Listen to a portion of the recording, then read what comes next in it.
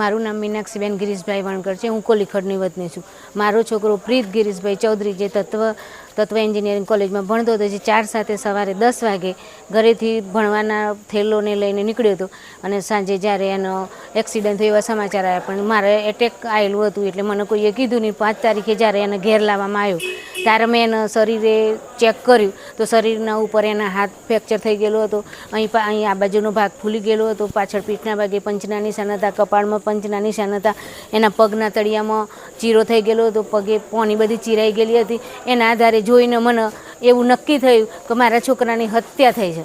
અને આજ દિવસ સુધી, આજે 28 દિવસ સુધી પોલીસે તપાસ કરી, અમે પણ થોડું ચેક કર્યું, પણ આજ દિવસ સુધી એનો થેલો, એનું લંચ બોક્સ, એની ઘડિયાળ, પછી એનું વોલેટ કે જેમાં 1500 રૂપિયા આપેલા હતા, એમાંથી કોઈ ચીજ આજ દિવસ સુધી મળી નથી અમને. અને એમણે તપાસ કરીને આજે 28 દિવસ FSL રિપોર્ટના આધારે એમણે કહ્યું હતું કે FSL રિપોર્ટના આધારે આપણે FIR દાખલ કરીશું. તો FSL રિપોર્ટ આજે આવ્યો, એના આધારે આજે અમે FIR દાખલ કરી છે. અને મને પૂરો વિશ્વાસ છે કે પોલીસ અમારા આના માટે યોગ્ય ન્યાય આપે. હત્યાનો, મારા છોકરાની હત્યા, કરપીણ હત્યા થઈ છે, મારા 19 વર્ષના દીકરાની. હા, એને એમ કરવામાં આવી છે કે એને મારવાથી એની અંદર હોજરી ફાટી ગયેલી છે, અંદરની હોજરીનો ભાગ ફાટી ગયેલો છે.